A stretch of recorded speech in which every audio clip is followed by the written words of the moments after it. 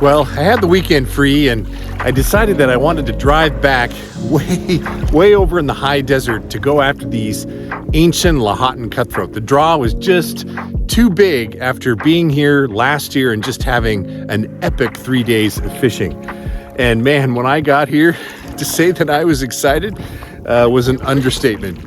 Had all my gear ready. I brought my 5-weight and I had a white, kind of a woolly bugger that was tied up by one of the fly shops near my home because it imitates the bait fish that are in this particular lake, and a chironomid. And I also brought my 6-weight with a full sinking line, and I had that same pattern on a sink tip just in case I needed to go down a little bit deeper. But I was super excited, especially when I arrived at the beach and I was here all by myself. I started doing the casting and I was kind of surprised just based off of the last time I was here. I mean, it was fish after fish after fish after fish. It was just non-stop action. So when I was casting out the line and the indicator just sat and I made some adjustments and the indicator sat some more and there was nothing. And I panicked. I heard somebody coming down the road. So I thought, you know what? I need to get back over to that rock over there where I had an evening with Mark that was just unprecedented. I mean, we caught probably 50 fish between all three of us. Just it was incredible. It's like one of those super rare evenings of fishing that you just think back on, and I mean, you want it to repeat itself. So I hightailed over there and threw out my indicator setup, and then threw out my sinking line and just waiting, anticipating that big tug, and it never happened. So I thought, I've only got a couple hours before dark, so I need to I'm on the leeward side here, but I thought, you know what, I'm going to go back to a spot that I just had just tremendous luck at on the 3rd day. And I thought, I'll brave the wind, head over there and see if maybe I can get into another fish, because when I was over there, man, some of the fish I caught were just gorgeous, orange and spotted, and they weren't very far out either, right towards the edge. So got into the Jeep, threw my gear in, started it up, and took off down the road to get there as soon as I could.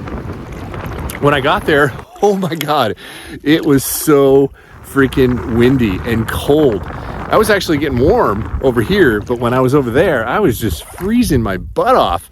But you know what? I thought, I'm here. I'm going to stick this out and I'm going to catch a fish. So I got all my stuff out and started making the casts and waiting. And I thought, oh no, maybe I made a mistake.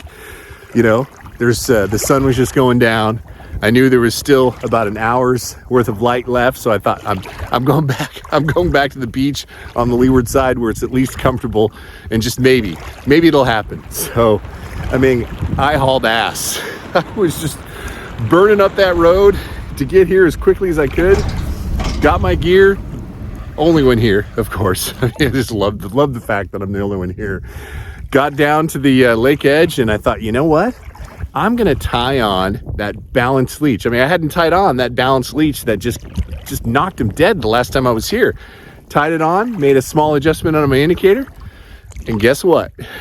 I finally got into some fish. I was so excited because I thought maybe this was gonna be one of those trips to where, lightning doesn't strike twice. It's not always crazy good. Now, granted, it's a little slow, but I got 2 fish in the net and I'm super happy about that. And we're gonna finish out the evening here and hopefully get into a few more now that I got the right fly on. All right, let's go catch another fish. Let's do this. Fish on. That guy, wow. These guys are so pretty. Wow. He's already off.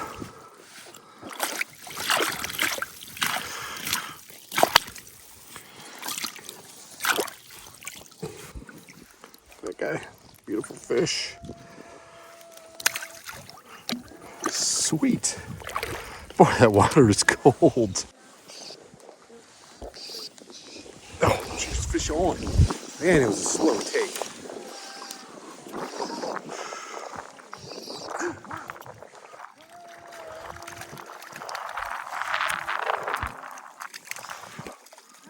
Nice.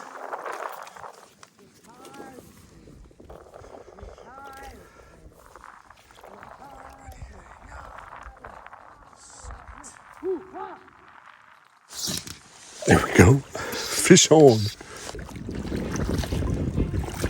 Oh yeah, this is cute. Wow. Wow, just a beautiful fish. Nice. Wow, I am so glad I stuck with it and kept changing out flies until I finally found the one that worked, because you know the fish are always in here, right? And that's why it's so important with stillwater tactics to keep changing up until you find the right fly, because that worked for me here. I probably went through, I don't know, about 6 different flies in just a matter of a few hours until I finally found the magic fly and caught a few beautiful Lahontan cutthroat. And hey, if you want to see how big these Lahontans can get, check out this video right here, Pyramid Lake. Oh my God, you will not believe the size of these Lahontan cutthroat. Biggest in the world. All right, everybody, till the next time, fish on.